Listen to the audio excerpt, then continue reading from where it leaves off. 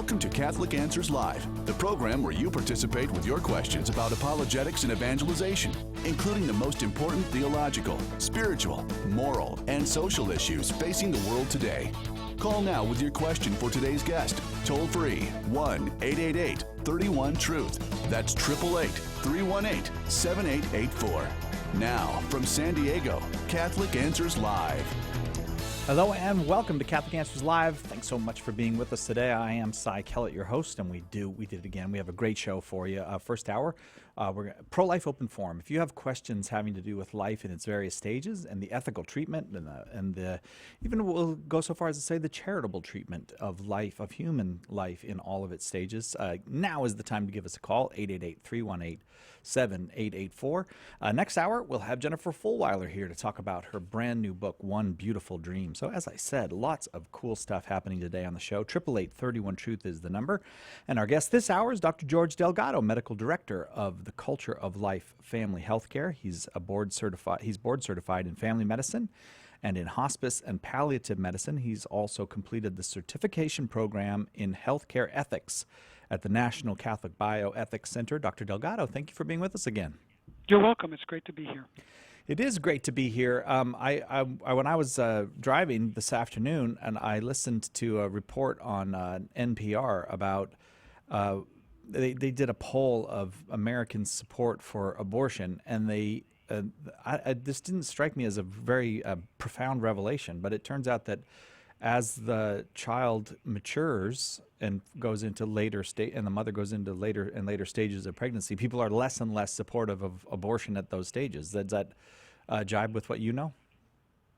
It does, really, because it seems that we are all sensate, and so when we can perceive the humanity of the preborn baby with our senses, and whether that's by a mother feeling movements or the baby bump, as they call it, or seeing an ultrasound picture that where you can identify body parts, that concrete experience is really something that changes minds, and it becomes much less theoretical. And now you know that that is something that in some way looks like me, and that by killing that person through abortion, it's like killing a person like you and I who's walking around post-birth. So I think that really makes a big difference, and I think people are seeing that, and with our increasing technological advancements, to be able to see these preborn babies at younger and younger ages and to see details of their anatomy makes a big difference. And then I think that people, then they kind of extrapolate that knowledge, and they say, well, what's the difference between an embryo I see at 7 weeks, where I can see some body parts, compared to an embryo at just 5 weeks, where I just see looks like a round little circle? Well, really, they're really the same thing. They're just along the same developmental continuum. So they make that connection, but that connection first started because they were able to, through their senses, see something that registered with them and that connected with their experiences of life outside of the womb. Yeah. Yeah. I wonder if this will surprise you, however. I think many people are surprised by this. I had seen myself similar statistics elsewhere, but also as pregnancy advances, so support for abortion gets lower and lower the longer you tell the person that a pregnancy has been going on. But men are more likely to support later-term abortions than women are by a good bit. Men are more supportive of abortion in the later stages than women. Yeah, that doesn't surprise me either for a couple of reasons. One is that women are hardwired to nurture their young. So the woman has a very nurturing heart. And of course, men also are nurturing, so it's not to say that this is absolute, but the tendency is more for women to be nurturing and for men to be sort of action-oriented protectors. Now, men, however, as we know, unfortunately, the breakdown of family and marriage in our society, being the protector can be flipped, and that active role can go from protector to predator, the other P. And they become predators, then they can do damage. And they can do damage, by hurting women, hurting families, and even advocating for the abortion of their unborn babies. The other thing that that's different about men than women is that men are much better at compartmentalizing things in their lives. They could just focus on one thing in their life and forget the other thing. Women are in general, have a tendency to be more multitaskers, to be more of the gestalt, to take everything in. And so that's why a father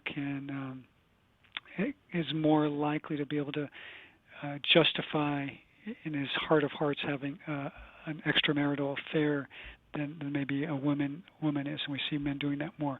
So the same way a father can more justify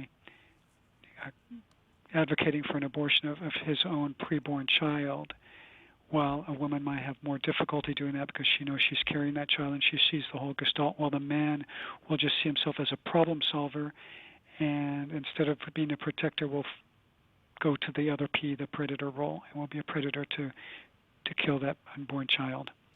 888-318-7884 is our number, 888-31-TRUTH. If you'd like to talk with Dr. George Delgado about any issue having to do with the pro-life, culture of life position, whether it's at the end of life, the middle of life, or at the very beginnings of life, all of those are perfectly fair game. 888-318-7884.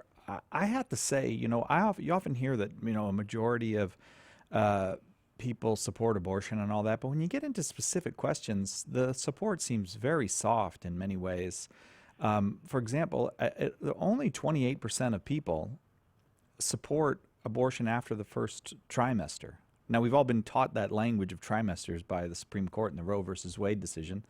I don't myself. They don't seem like real categories to me. It seems like something the court made up, and maybe you can disabuse me of that. But that's not a very high percentage of people that would agree we should still be having abortion after the first trimester. Yeah, you're right, and more and more as time goes on, if you just even have kind of a general catch-all question, are you pro-life, the majority of Americans now, greater than 50%, will declare themselves to be more pro-life than pro-abortion or pro-choice. And the trimesters, yes, they are arbitrary categories. They do have some utility in medicine in that the first trimester is really kind of the first part of the pregnancy where a woman is more at risk for miscarriage, and it kind of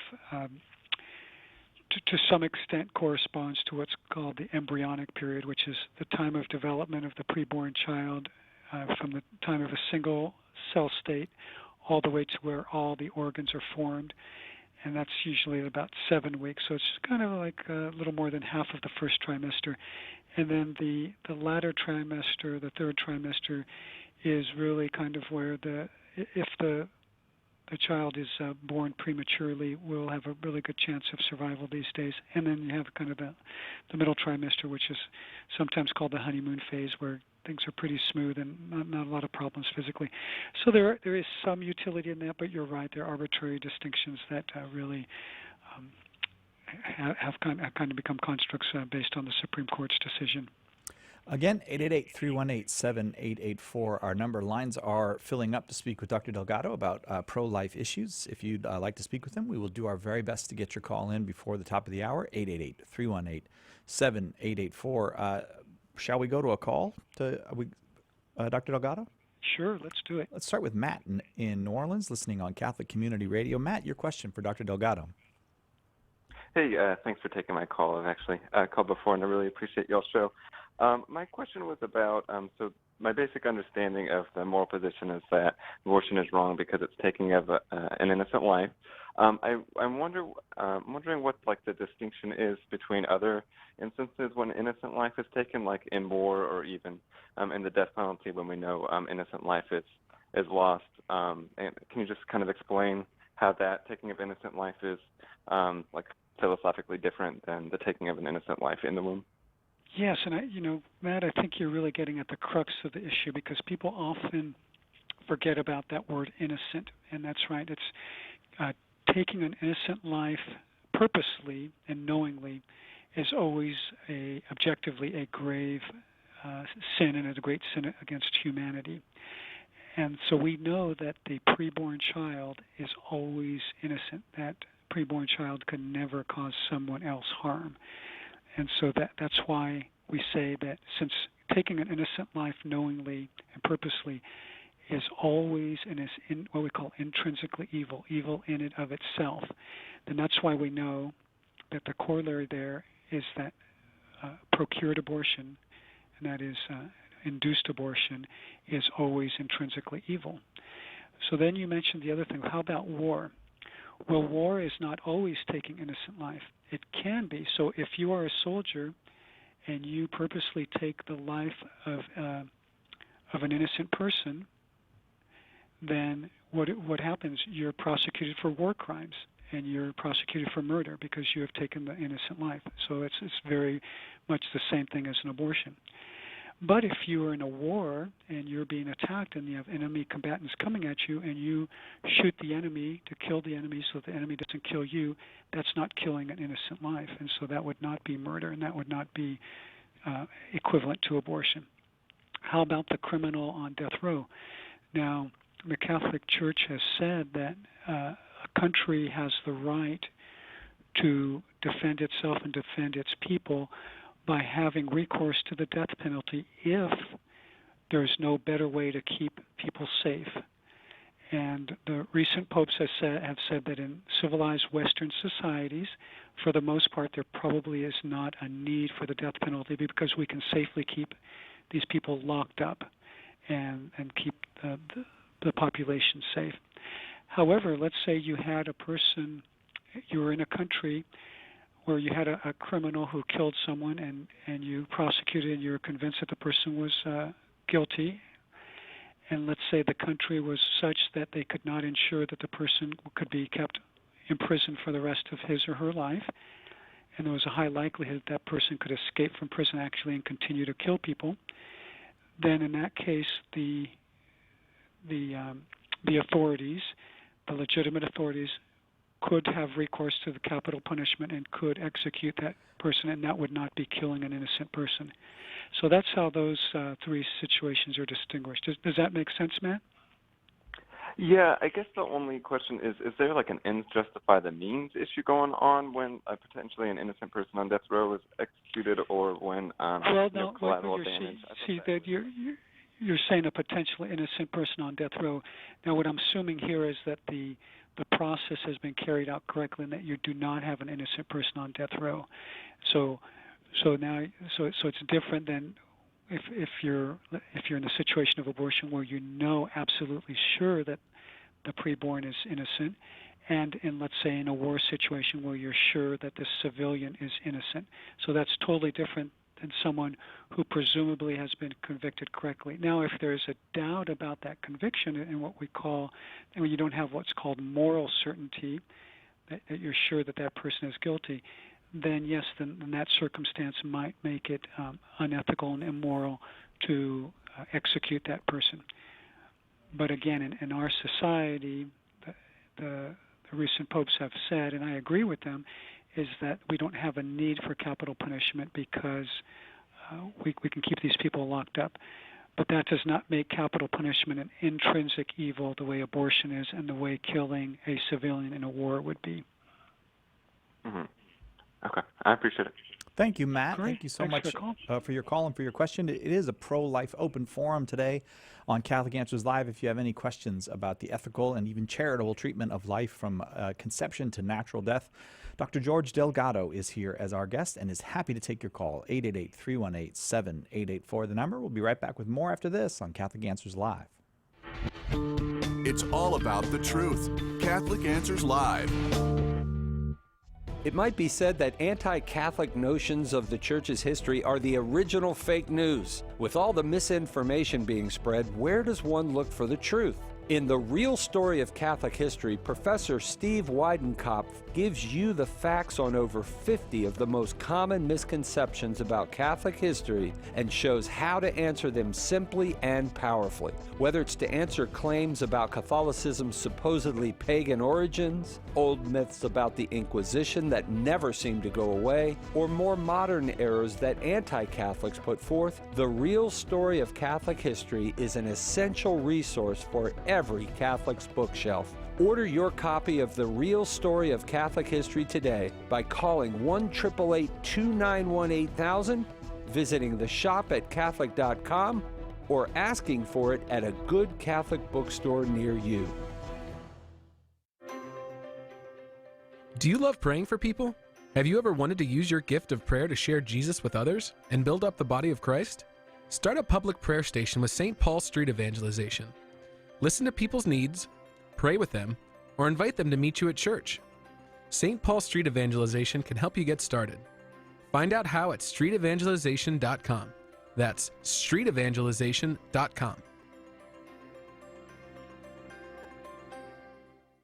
Hi, this is Trent Horn, and I'm really excited to tell you about a special limited-time offer we've got right now on subscriptions of our award-winning Catholic Answers magazine. Sign up today during our annual subscription drive, and not only can you save big bucks off the normal price, we'll give you a digital subscription of the magazine for free. Subscribe today by calling 818-487-2011 or by logging online to CatholicAnswersMagazine.com. Sign up for a one-year subscription, and we'll give you $10 off the normal price. But better yet, become a 2-year subscriber, and we'll up the ante by dropping the price by $20. That's a savings of $10 to $20 plus a free digital subscription when you sign up for Catholic Answers Magazine. Act now, because this is our best offer of the year, and it's only available for a limited time. Subscribe to Catholic Answers Magazine before our annual subscription drive ends. Phone 818-487-2011 or go to CatholicAnswersMagazine.com. Call now with your question. 888-318-7884. This is Catholic Answers Live. Welcome back to Catholic Answers Live. Dr. George Delgado is our guest this hour. Next hour, Jennifer Fulwiler will be here to talk about her brand new book, her very successful brand new book.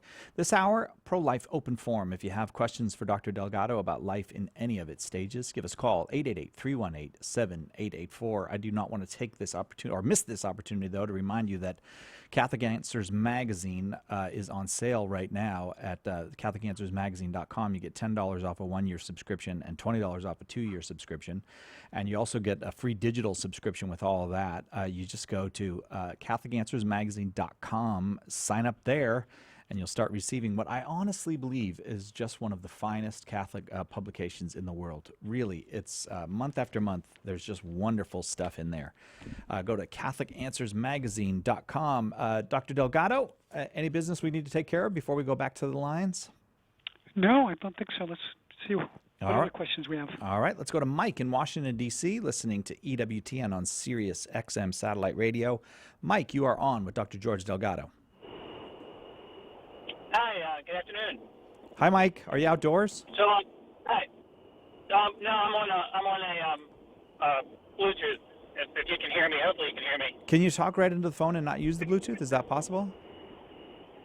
I think I can. Hold a second. Just 1 second. Okay, we're not busy here. We got plenty of time. We're millions of people listening on the radio. But so, Dr. Delgado, how have you been? Hi there. Sorry. Oh, hi, Mike. Your question for Dr. Delgado. Yeah, I'm sorry about that. No, it's okay. You're just much clearer now.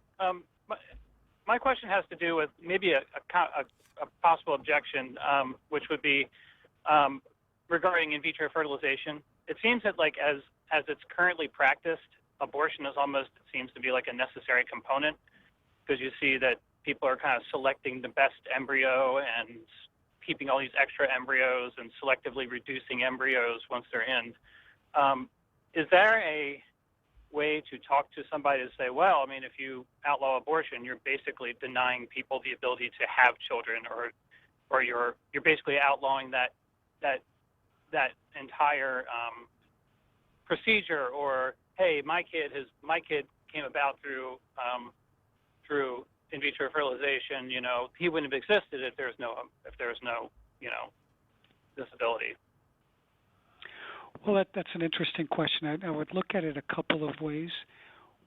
One is that if abortion is outlawed, it's not clear whether how it would affect these embryos that are created in labs for in vitro fertilization. However, I would step back and tell these people, are you saying that you have an ultimate, absolute right to have a child at all costs, and that you have a right to create a child, even if it means destroying other children who are begotten by you in a laboratory dish. I think if you frame it that way, more people would say, well, gosh, you're really right. Because fundamentally, when you get down to it, the Catholic view is that when a husband and wife marry, they each have a right to the other's body, but they don't have a right to the child. They have the potential of receiving a gift of a child. So that's very different. And so that it puts us in a role of more of stewards instead of masters. We're stewards of what God gives us, and we're grateful for the gifts he gives us, but we don't try to totally control and manipulate every part of our existence in our bodies so that no matter what, we get what we want. And I think that's the mindset we have to have, is that children are gifts, they are not commodities, and they are not rights. And that's very important. And the thing with in vitro fertilization, you're right, oftentimes it does involve the destruction of pre-implanted human embryonic persons in a laboratory dish. And it smacks of ableism, really, when you think about it. Ableism is a term used where people who have lesser abilities than others suffer discrimination or are not given all the opportunities of others. Well, it all starts there in the laboratory dish when the embryologist looks through the microscope, and if you're an embryonic person who doesn't look fit, then you're discarded, or if you're so-so, you might be frozen in case you're the best one for later use. But if you look like a fit embryo, then you are taken, you're implanted. The other thing is that sometimes, not as much nowadays as before, but sometimes multiple embryonic persons are implanted into a mother's uterus. And what is that? What is happening there? Well, you know that some of them are being implanted solely to support the one who's going to cling to the lining and survive. So the other ones are really kind of sacrificial lambs.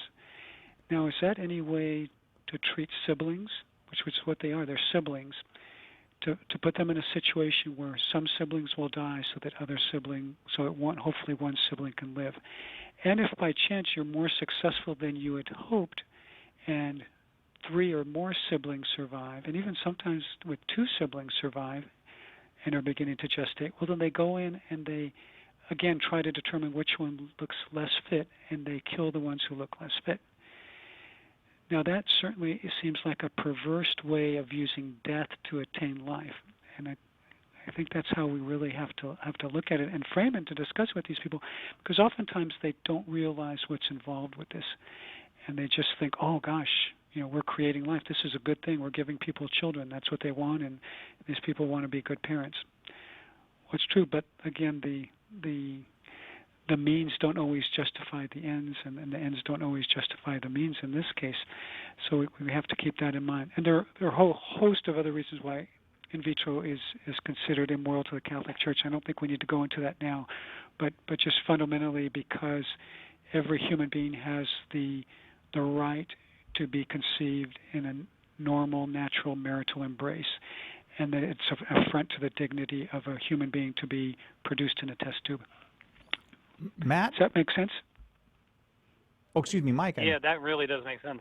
That's great. I mean, I was really struggling with that, being able to explain that, especially to people who may have already had in vitro fertilization. So it's kind of a difficult subject in that case. It's a difficult subject, and I always preface it when I'm talking to people who might have had in vitro children is to, first of all, I always say that, remember, God always keeps his promise. And God's promise is that when sperm and egg unite, a unique individual is formed and soulment takes place. So that child who is born from in vitro is a loved and loving child of God, created by God because God put the soul in there, not procreated the way God wanted and the way God planned. But even though we've gone against God's plan, God still kept his promise because God is always faithful even when we are not.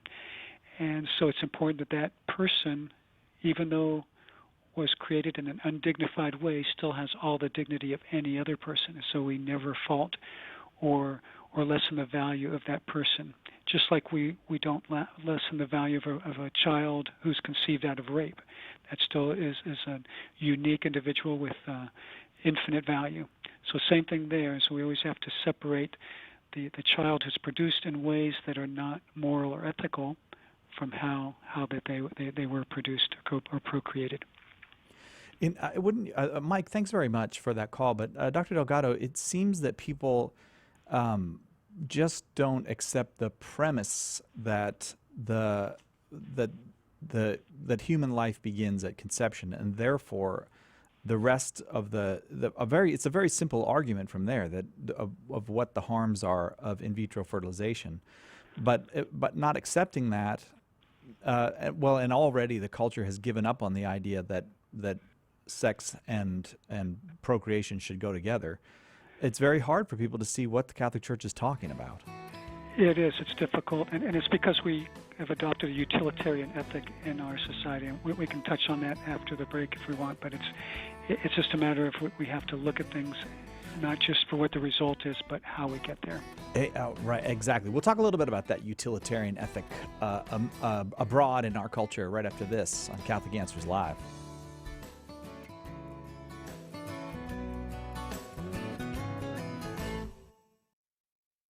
Catch Catholic Answers Live anytime at Catholic.com.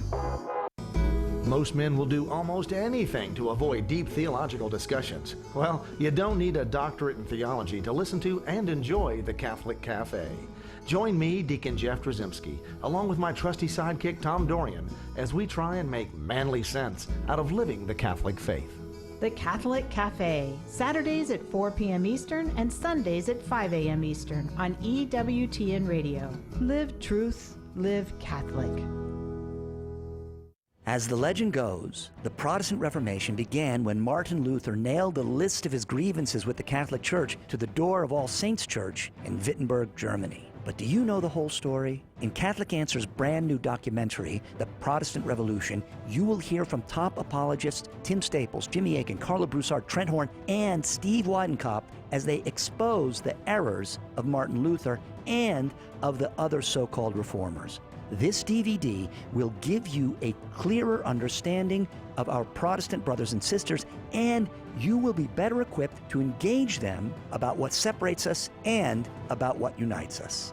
Order your copy of The Protestant Revolution today by calling 1-888-291-8000, visiting shop.catholic.com, or by asking for it at a good Catholic bookstore near you.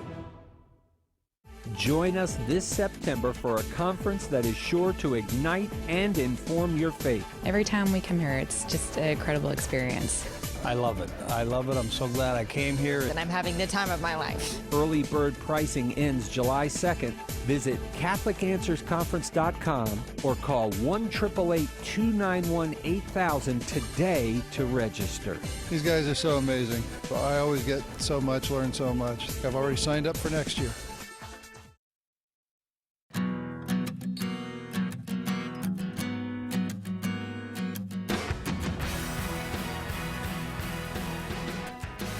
Welcome back to Catholic Answers Live, Pro-Life Open Forum this hour on Catholic Answers Live. Dr. George Delgado, who helps us out with pro-life questions on a regular basis here at Catholic Answers, is our guest. Dr. Delgado is a board-certified physician in palliative and hospice care, and also the director of the Culture of Life Family Health Care. He has his certification from the program in healthcare ethics offered by the National Catholic Bioethics Center. And when we were going to the break, we were just in the midst of a discussion that Mike had prompted about this idea that we have a utilitarian ethic. We don't. It's very hard for people to grasp what the Church is saying. And I say the Church not because the Church invented this ethic, but because the Church is the main voice promulgating it. When the Church says in vitro fertilization is wrong because human lives are involved that are being created and in many cases also destroyed or selected out, and also because we're removing the creation of children from the love of their parents into a laboratory, basically making children into products. People don't get that. They just don't get what we're talking about. They don't, yeah. The utilitarian ethic that has been generally adopted by ethicists and then trickled down to general society is that you have something that you want, and whatever it takes to get there, unless it's totally egregious and outwardly harming many other people, is acceptable. And so that's why we've adopted, for example, contraception, because society concluded that sex is generally a good thing, that there should be no boundaries for sex, and so you want to have sex and you don't want to have children, well, then it's fine to contracept, because you have two consenting adults, and they consent to have sex without the possibility of children. So then that legitimizes contraception. That's the application of utilitarian ethics. With in vitro fertilization, they see the child as a great good, which it is. We know that children are a great gift.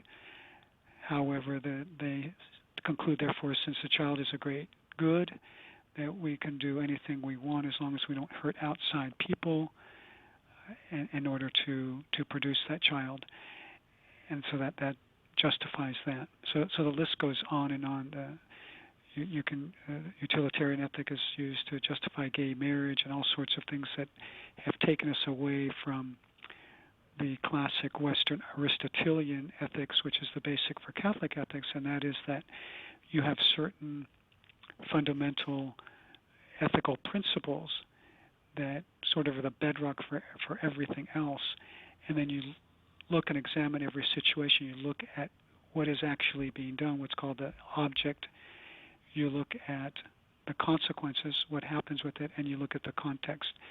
And then you work your way, instead of starting with what you want and trying to justify it, you start from where you are, and you make sure that every step of the way you are morally correct until you finally reach your end point.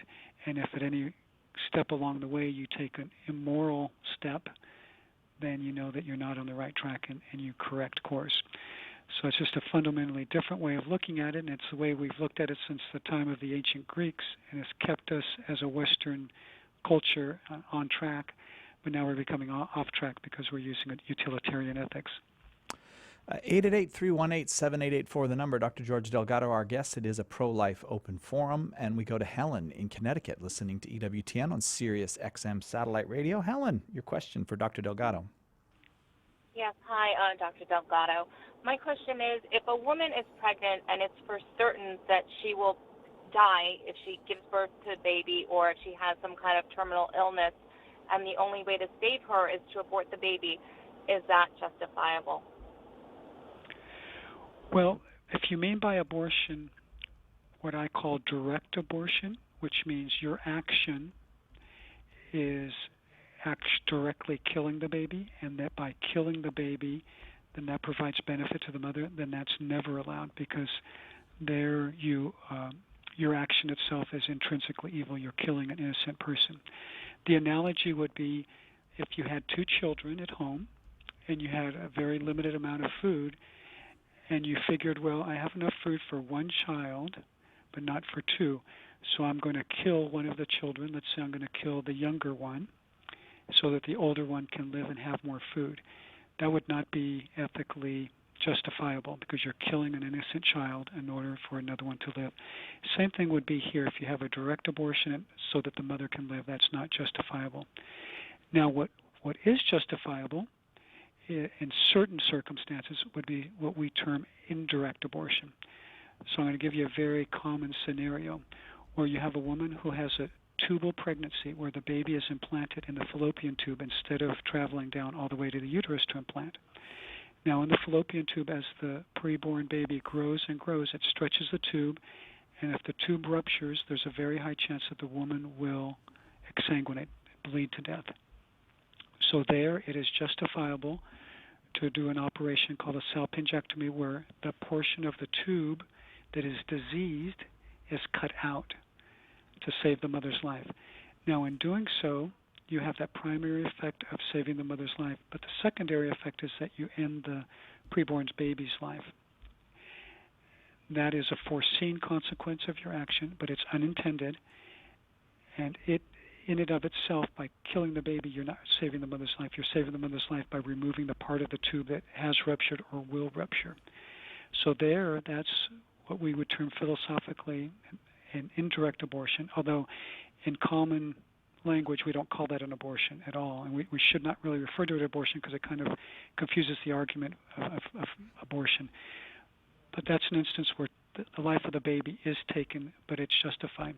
Another instance would be a mother who has cancer of the uterus, let's say, and the only way to save her life is by removing the uterus, and the mother is pregnant at the time.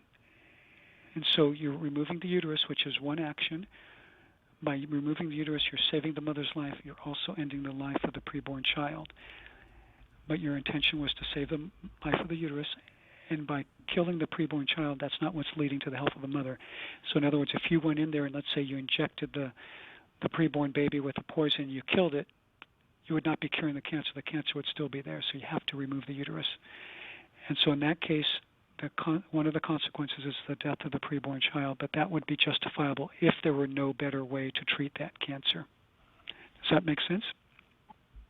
It makes sense. I was just wondering if, let's say, there was no way for a baby to survive, let's say in the tubal pregnancy, then is it justifiable because the baby wouldn't survive anyway as well? That's not the main justification. The main justification is that you have to remove the tube for the mother to survive, that there's no other treatment. Now, certainly the fact that we know the preborn child would not survive in the tube at all contributes to it, but that's not the main justifying reason. The main justifying reason is that the tube is removed and has to be removed. Helen, thank you very much for your call. We appreciate it. I hope that was helpful. Dr. Delgado, I want to make a note of your language, the language that you use. I often hear people saying a human embryo, and that's very, very common. And you don't. You say an embryonic person, and that strikes me that changes the way of thinking about it. Is that intentional on your part? Yeah, that is intentional. You know, the term embryo is really a scientific and medical term, which is fine to use. There's nothing wrong with using it. Just like you can talk about a newborn being a neonate, or you can talk about an elderly person. But unfortunately, these technical terms are used to depersonalize the embryonic person. So sometimes I think it's worth just explicitly stating that this embryo is a person, so it could correctly be termed an embryonic person.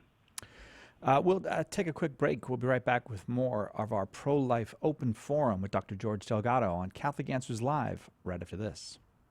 We're glad you're with us. Stick around for more Catholic Answers Live. Unbelievers often reject religion because it sometimes causes conflict. They'll say, science will fly you to the moon, religion will fly you into buildings. Is this a rational basis for rejecting religion? The answer is no, and here's the reason. First, just because something causes conflict doesn't necessarily mean it's bad. For example, many wars have been fought over land.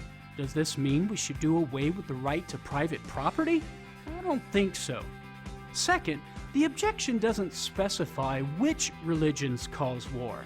It may belong to the essence of some religions to spread its message by the sword, and these we should reject, but it doesn't belong to all religions. So, to the question, should I reject religion because it causes conflict? The answer is no. I'm Carlo Broussard with the ready reason for Catholic Answers, Catholic.com.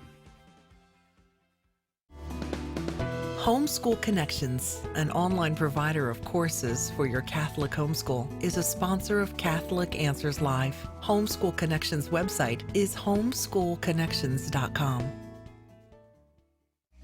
Hello, my friends. Summer is here. That means summer reading. I have great news. Catholic Answers is having its first ever summer book sale in the online shop at Catholic.com. For a limited time, you can get dozens of great books offered at $10, $5, even as low as $1 a copy. Now is the time to load up on solid Catholic books for yourself, your friends, and your family. Save 50% or more on books by Jimmy Akin, Tim Staples, Rod Bennett, Gary Machuda, and a whole host of great authors. And my personal favorite, all the books in our Catholic Answers Classic series are marked down as well. Log on now and all this month to the store at shop.catholic.com and take advantage of our first ever summer sale. Log on today at shop.catholic.com.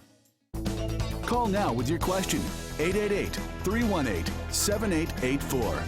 This is Catholic Answers Live. Welcome back to Catholic Answers Live, Pro-Life Open Forum. Dr. George Delgado, our guest. Our number, 888-31-TRUTH. If you have a question for Dr. Delgado, we'll do our very best to get to it and through it before the top of the hour. Next hour, we welcome Jennifer Fulwiler to talk about her brand new book. 888-318-7884. Our number. We start this segment with J.D. on Ono Island in Alabama. J.D., you are on with Dr. George Delgado. Your question, please. Yes, hello to both of you. I've heard over the last 4 years what I believe is a very dangerous idea that's being put out there, and I've read online somewhere that Catholic hospitals stopped it, and it's this, and I wanted the doctor's professional opinion. A woman, let's say, a woman presents to a hospital emergency room, and it's criminal rape. It's legitimate, actual violation. She's not lying. It really happened. Okay. The idea that's being trotted out there that I believe is dangerously erroneous is that the hospital can give her some sort of magical pill that essentially calls back this hideous, vile attack that's happened and thereby stop conception. As I've talked to an obstetrician friend, she said, oh, no, that's absolutely – unfortunately, once the hideous act has happened, in this case the crime of rape, that tragically, and it is tragic, it's irrevocable. You can't call it back. We can't give her a pill and everybody just kind of put a blindfold on and say, oh, good, we got the thing before it conceived the ovum, before she was fertilized. Unfortunately, tragically, I don't think you can do that, and I wanted the doctor's opinion. Yes, well, this is a contentious area, and I'm glad you brought it up. So it turns out that what you're referring to, what's so-called the, quote, morning after pill, or often called emergency contraception. And there are different forms of this, but essentially most of them are high doses of progestins, which are artificial chemicals that act like progesterone. There also is one that is chemically very similar to mifepristone, which is the abortion pill. So it's important, first of all, not to confuse the abortion pill with, quote, emergency contraception, unquote. So this emergency contraception is taken when there's been an act of intercourse and a woman does not want to be pregnant, and she takes it before even knowing whether or not she's pregnant, usually within 72 hours of intercourse. So in hospitals, they do have protocols for rape victims who want to take this in order to decrease their chances of becoming pregnant. So the question is, do they really work? And that's what there's a lot of disagreement on that. In my opinion, these so-called emergency contraceptives work in various manners, and some of which are actually abortifacient.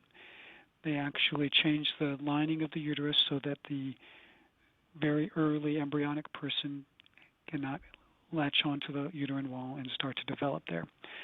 Some of the time, and I think it's probably a minority of the time, they do work by stopping ovulation, by hormonally jamming the cycle so that the egg that's going to be released does not release. In that case, they would be truly contraceptive. So in the case of rape, what some Catholic hospitals have done and have accepted is that if you can demonstrate that the woman is not pregnant and that the woman has not yet ovulated, then it would be ethically and morally acceptable to give this medication because it would be a defensive measure of the woman against her attacker, and it would not be really an act of contraception.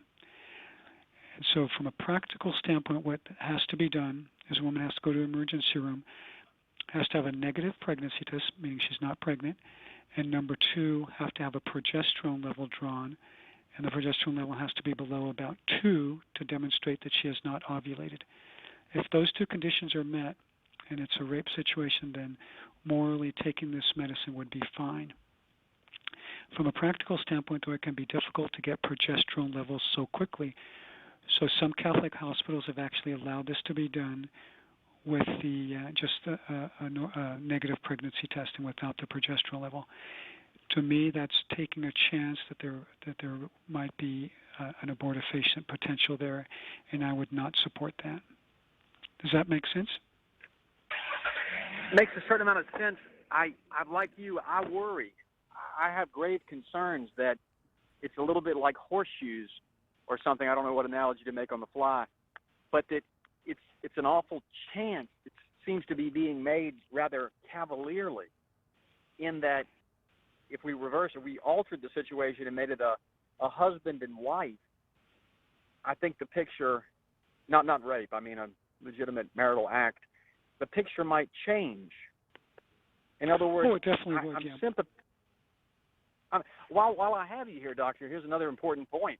When you stepped into something really, really deep and apropos to everything that's happening now, with 80% of Catholic couples using contraceptive hormonal pills within their marriage, are not a lot of in utero babies, in utero humans, being in fact the same thing? They're being starved, withering on the vine because they can't implant. They're not being fed the hostile endometrium. Is this not happening with the contraceptive pill that 80% of Roman Catholic marriages are using? It almost certainly is, and the point you bring up is that the hormonal contraception generally has three mechanisms of action. People usually only focus on the action of hindering ovulation, but actually breakthrough ovulation does occur, especially with the lower dose pills, probably some substantial minority percentage of the time, but it's probably substantial. And the other effects are that the cervical mucus has changed, and that would be more of a barrier function where the sperm can't get to the egg. But the third mechanism is that the lining of the uterus has changed so that it's very thin and inhospitable to any embryonic person that would try to implant on day 5 to 7. So you're right, these are very early, probably unknown, undetected chemical abortions that we don't know. We don't know what the quantity is, the number or the percentages, but I think it's very safe to say that this is occurring, because we know that many women do conceive and bear children when they're taking birth control pills, so we know that they can get pregnant and they do ovulate, but we also know that the lining of the uterus is made very thin, so some of those are not going to be able to implant, and that's something that has to be known. And this is all established scientific fact. If you look in any package insert of hormonal contraception, you'll see the three mechanisms listed right there. So this is nothing secret. This is something that just has been denied, and that is kind of in a moral blind spot for people who use hormonal contraception. JD, thank you very, very much for your questions. We appreciate it. And there are some questions when we get into these that they're very delicate areas, and they require very precise answers that need us to differentiate a lot of things. It's not always entirely clear. Often it takes a long time to establish what is the moral course in a situation, to know both the science and to reflect on the morals. Isn't that correct, Doctor? That's right, yes, and that's right, but you always have to start with the ethical principles. Yeah. And that's your foundation, and then you look at the specifics instead of the other way around. I also think of that. There's the question about adopting embryos and planting them in women. That's a question that some people think has an obvious answer, but and they will oppose one another. It's well, the obvious answer is this, the obvious answer is that. These things take reason, and it actually seems to me that science, in many ways, is throwing up problems that are almost insoluble. They're almost to the point where it's beyond our ability to solve them morally. That's true. And certainly the frozen embryo situation, their adoption, is one of those situations that it's kind of like the toothpaste has been squeezed out of the tube and you can't get it back in. And Pope John Paul II, St. John Paul II, commented on that situation, and he said that sometimes that the fate of these frozen embryonic persons is absurd, he said, and implied that there may not be a good moral solution to their fate. And I tend to agree with him. It's horrifying, though, when one thinks about that. Yes. And we certainly should be doing everything we can that no more people are conceived and put into freezers, and that's their life. That we can't do much about the past, but we certainly can talk about the future and encourage people. Don't do that. Don't allow that to happen. Don't go down that road. Let's go to Meredith in Kentucky. She's listening on EWTN. Meredith, your question for Dr. Delgado. Hi. So my question is kind of referring back to a few questions earlier about medical conditions in the mother, and if there's a uterine cancer or a tubal pregnancy, which are reproductive organs. That makes sense, your answer on that. But my question is about non-reproductive organs or some sort of medical condition that's not to do directly with pregnancy, such as like a cardiac issue that comes on during pregnancy that could be life-threatening to the mother. Right, that's a great question. I'm glad you asked that. But we have to, again, go back to the principles, and the principles are very much the same. Some people would justify a direct abortion, just an abortion on a woman, let's say, who had very, very bad heart disease, and we knew that the pregnancy would stress the heart and she would not do well. They would advocate an abortion in order to, quote, save the life of the mother. That, again, is killing an innocent person in order to save the life of another person. And killing an innocent person, again, we go back to our principles, is intrinsically evil, never acceptable. No matter how small that person is or how old that person is, it's never acceptable to kill an innocent person. However, that doesn't mean you cannot treat the heart disease aggressively, and you could treat the heart disease aggressively even exposing that preborn baby to risk. That would be acceptable if that were the very best treatment available for that mother and child, because you have to look at them as a patient couple. Both of them are patients at that point. So it would be acceptable, for example, to deliver a baby early in order to decrease the stress on the mother, even though you would be just delivering a premature baby who would have some difficulties. But you would weigh then the risks and the benefits of how much the risk would be to the mother of prolonging the pregnancy to a certain point to get the baby, viable, as opposed to the risk to the baby of being born premature. So you would weigh those two together. But again, you'd look at them both equally. You could also very aggressively treat the heart disease with drugs that would help the heart, but might pose risk to the preborn baby, and that would be acceptable too if that were the best scenario. So there you'd be applying the principle of double effect, where you have one action giving a drug that has two effects. One effect is a good effect, helping the mother. The other effect is a bad effect, hurting the preborn baby. The bad effect is unintended, but it's foreseen, and the two have about equal value. The two human lives have equal value. So there, if there's no better way to do it, you could apply the principle of double effect. But doing an abortion is not applying the principle of double effect, because the one action is intrinsically evil, and that right there violates the principle of double effect. So you can never do an intrinsically evil act, even though you're doing it in order to get a good result later on. That's not acceptable. Meredith, I'm going to leave it there and say thanks, because I'd like to get another call in before the end of the hour. Ed in Cincinnati, listening on Sacred Heart Radio. Can you phrase your question relatively quickly so Dr. Delgado can have a chance to answer it? Yes, sir. Thank you both. The local public health department has been granted permission to bring a van onto Catholic hospital grounds to provide clean syringes and needles to illegal drug users.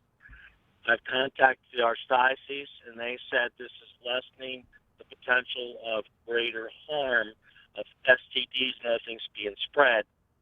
I can't fathom, especially after reading the Catholic Bioethics website, how this can be, because it's illegal drug use, and I can't see how it's pro-life.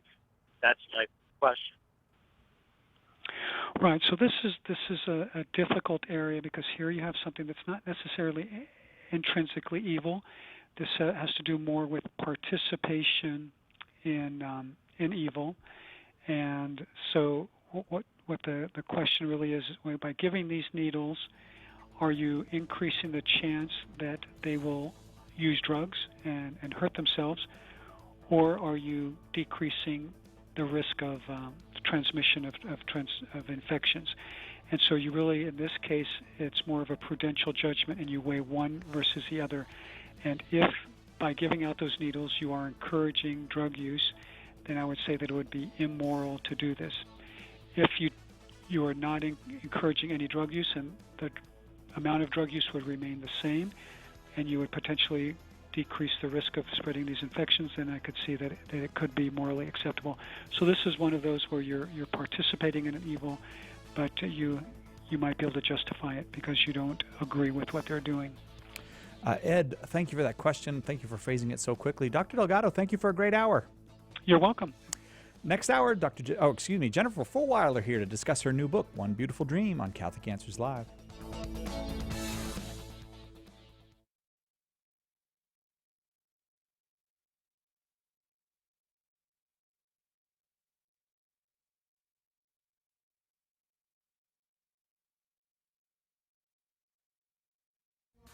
Do you enjoy tedious lectures full of facts you'll never use? We didn't think so. That's why we're launching the Council of Trent, Trent Horn's engaging new podcast.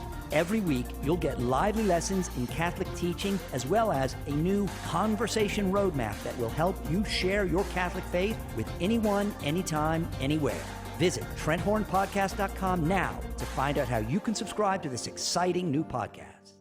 Did you know that Catholic Answers Live is on TV? What began as a monthly series on EWTN in April of 2017 is now going to be coming to you on a weekly basis. You can catch Catholic Answers Live TV Saturdays at 5 p.m. Eastern Time on EWTN, with an encore at 2:30 a.m. on Sundays. We'll also be available soon on Apple TV, Roku, and the Augustine Institute's multimedia platform, Form. Make a point of making Catholic Answers Live TV part of your weekly viewing, and we'll see you on the airwaves. Author and blogger Shane Kapler says, "The apostasy that wasn't is sure to be one of the best written histories you'll ever encounter." Rod Bennett is an astonishingly talented writer, and he successfully brings to life the most tumultuous period in church history. Order your copy of The Apostasy That Wasn't today by calling 1-888-291-8000, logging on to the shop at Catholic.com, or asking for it at a good Catholic bookstore near you. Catholic Answers is doing it again. We're holding our 5th annual Apologetics Conference this September in beautiful San Diego, California, and we'd like to see you there. We've had a wonderful time going home all enthused. Every time we come here, it's just an incredible experience. Normally you'd have to root through a dozen different books to get half the stuff I've learned here. These guys are so amazing. I always get so much, learn so much. I've already signed up for next year. Join us this September 27th to the 30th for a lively and inspiring conference with an all-star lineup of speakers guaranteed to jumpstart your faith. All of your favorite Catholic Answers apologists and special keynote speaker Raymond Leo Cardinal Burke. I enjoy the atmosphere and the friendliness of the people, and I'm having a great time. I love it. I love it. I'm so glad I came here. I've just learned so much. You know, I've been a Catholic all my life. It's just been so wonderful. I love it. I want to come back every year. Sharing the gospel with family and friends can be challenging. It's especially hard when they won't even hear you out because of all the mental roadblocks they've built up. This is Carlo Broussard, and in my new book, Prepare the Way, my aim is to help you tackle that essential first step to apologetics and evangelization, getting people to listen with an open mind. Even our best witness can bounce right off folks like these if we don't prepare the way first, breaking down barriers and leaving minds and souls free to encounter the truth. I'll give you evidence and arguments and step-by-step strategies based on asking the right questions to help them overcome their obstacles and make a straight path for the Lord. Order your copy of Prepare the Way today by calling 1-888-291-8000, visiting the shop at Catholic.com, or asking for it at a good Catholic bookstore near you. Can you trust the basis of the Christian faith? The Christian faith is under constant attack today in numerous ways, but the attack that does the most damage is the one that asks a deceptively simple question. What if your faith is based on a myth? The skeptics come with arguments to cast doubt in numerous ways, often attacking the reliability of the New Testament and the Gospels. And the sad news is that most people don't know how to answer these charges. The good news is that there are answers to each and every one of them, good solid answers. That's why Catholic Answers Studios has just released Jimmy Akin's new DVD, The Dawn of Christian History. With his characteristic wit and passion as a master storyteller, Jimmy takes you through an exciting detective story that reveals how history supports the Christian faith. Order your copy of The Dawn of Christian History today by calling 1-888-291-8000, visiting the shop at Catholic.com, or asking for it at a good Catholic bookstore near you.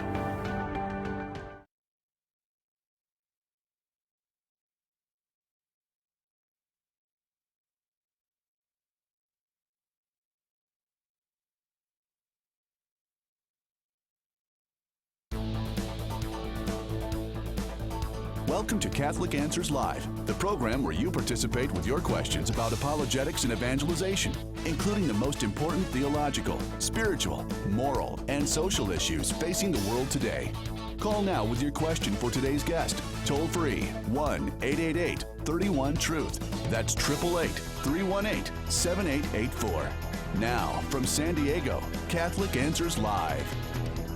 Hello and welcome to Catholic Answers Live. I am Cy Killett, your host, and our guest this hour is a very funny person, and that comes in handy because she's a writer, a speaker, the host of her own show on Sirius XM satellite radio, and she's also the mother of 6 children. Her latest book, One Beautiful Dream, it's shot to #1 on the Barnes & Noble list and top 25 on all of Amazon, which means she's a superstar, and I'm super glad she came here to talk with me today.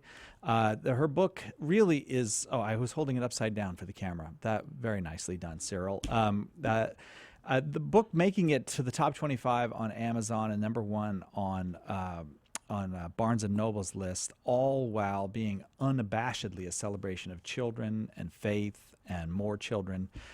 Is just a wonderful, wonderful, refreshing thing. Jennifer Fulwiler is our guest. Jennifer, thanks for being with us. I am so excited to be here. Well, I'm glad to hear it because you're my blue flame. No, that's not true. Oh, I love it. Good. That's a good start to an interview. Blue. I say that we were just discussing it just a moment ago, but there's it's a theme that I think it comes from an article that you published first in the National Catholic Register, right? I think so. I mean, I talked quite a bit about this. I used to blog for the National Catholic Register 3 times a week, and I loved it. I wish I still had time to do it. And yeah, we started these kind of discussions over there.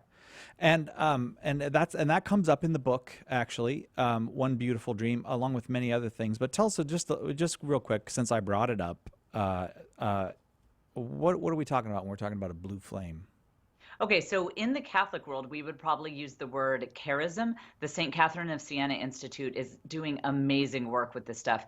The idea is that each one of us has at least one God-given gift. It is meant to serve the world. It's meant to build up the kingdom.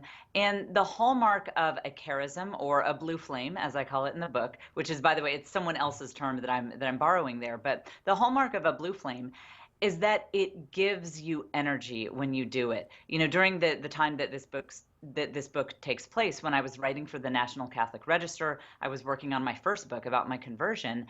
People would say, Jen, you have all these babies, you're pregnant, you've got another one on the way. How on earth do you have time to write? And I said, no, what you don't understand is it is because I am writing that I can get through this. This is not work for me. This is not just one more thing on my to-do list.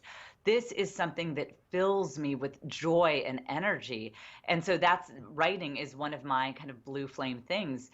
And again, the St. Catherine of Siena Institute is doing amazing work helping people find, they would call it a charism, but whatever term you use, it's a powerful thing when you discover this. It is the key to happiness, isn't it? I think it really is. And not only would I say it's the key to happiness, but I would say it can be a way to reconnect with God. Because we say, we tell people all the time, our kids, people who have fallen away, we say, hey, you should make it back to church. You should connect with God. And I think it sounds like just a series of obligations to them. But when we say, hey, God has given you some gifts and you're meant to use them and you're meant to use them to serve other people, I think that's a way to get the attention of people in this culture. It is. Yeah, it is. We're just searching. There's so much searching and often searching alone in this culture and in an isolated way. You don't live an alone, isolated life. As a matter of fact, your book is called The Rollicking Tale of Family Chaos, and you convey that sense of chaos I have to say, when I'm reading it, in One Beautiful Dream, I don't get a sense that you're like this is all just being played for laughs. Like it really is hard to be a mom. I mean, there's a lot of laughs in there, but but you're not being phony about it. This is it's a heavy thing to carry being a mom of 6 kids. Yeah, my love language is being left alone in a silent room. Yeah. I'm a big introvert. I need lots of space and quiet. I mean, I am an only child who was raised in a house where I honestly don't recall my parents ever raising their voices. That I have no memory of that, not even once. We would sit at the family dinner table, the 3 of us, and like you could hear the clink as someone set the fork down on the plate. So to go from that to 6 children, we live in a 1,900 square foot 3-bedroom house. There are just people all up in your face all the time, and everyone needs something.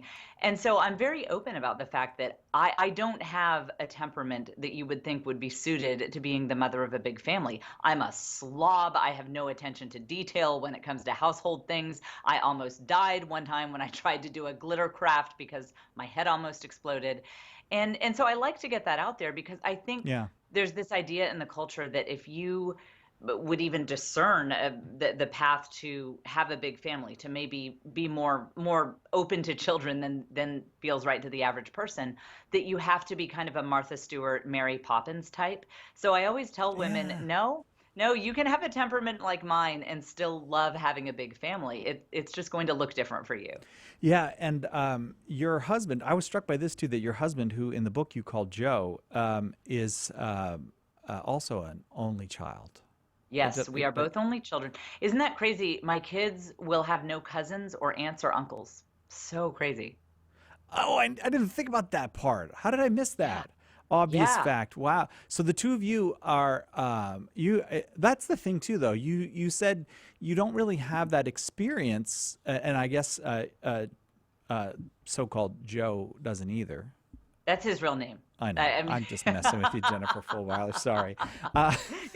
His real name is Constantine. Yeah. I just wanted to make it easy for the book. Well, thanks. I appreciate it. It did make it much easier.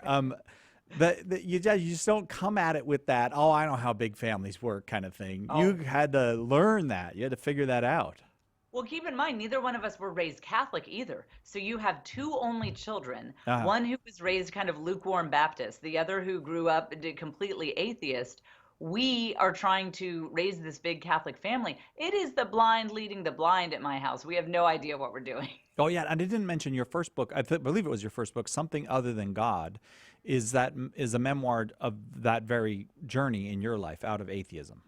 That's right. Yeah. And that is the book that I was working on in this book that I've written. And Joe gives me a hard time. He says, Jen, you wrote a memoir about writing a memoir. He does that. Like that is the most like egomaniacal thing. Wow.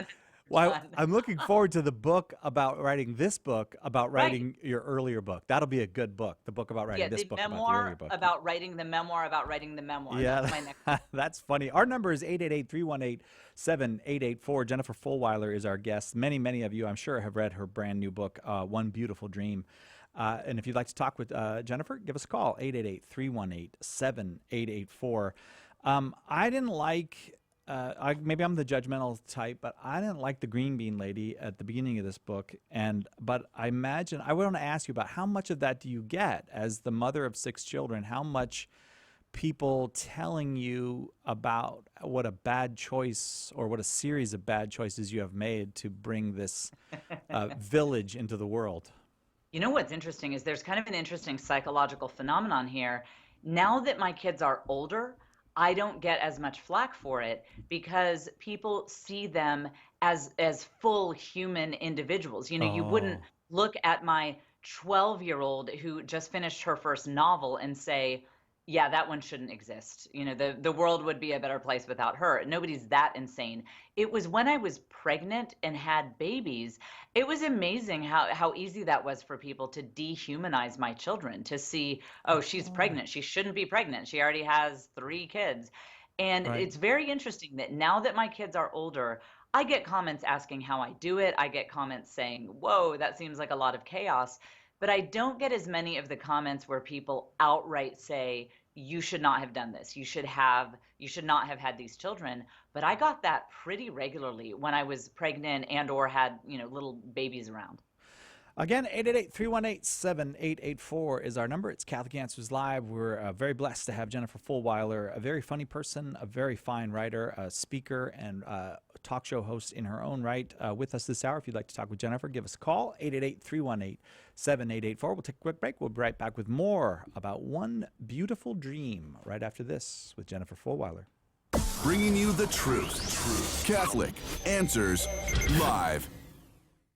Howdy folks, this is Jimmy Akin, and I want to tell you about a special limited time offer we've got going right now on subscriptions to our award-winning Catholic Answers magazine. You can sign up today during our annual subscription drive, and not only can you save big bucks off the normal price, we'll also give you a digital subscription to the magazine for free. Subscribe today by calling 818-487-2011 or go to CatholicAnswersMagazine.com. Sign up for a 1-year subscription and we'll give you $10 off the normal price. Better yet, become a 2-year subscriber and we'll drop the price by $20. That's a savings of $10 to $20 plus a free digital subscription when you sign up for Catholic Answers Magazine. Act now because this is a limited time offer. Subscribe to Catholic Answers Magazine before our annual subscription drive ends. Phone 818-487-2011 or go to CatholicAnswersMagazine.com today.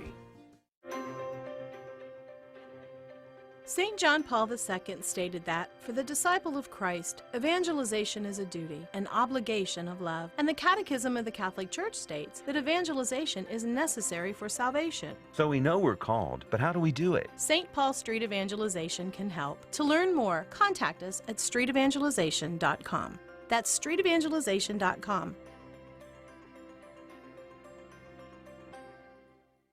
Hi, this is Trent Horn, and you've probably heard me explain Catholicism to non-Catholic callers on the radio or engage opponents in formal public debates. I've always hoped these interactions would show people how to graciously defend and share our faith. But they're not enough. That's why I've created a weekly podcast that will help Catholics answer the toughest objections against our faith. Every episode of the Council of Trent will provide listeners with a conversation roadmap that will help them share their faith with anyone. Keep in mind that I hate boring lectures. These podcasts will contain entertaining, informative, and practical explanations of the faith, as well as interviews with the best Catholic writers and speakers in the world today.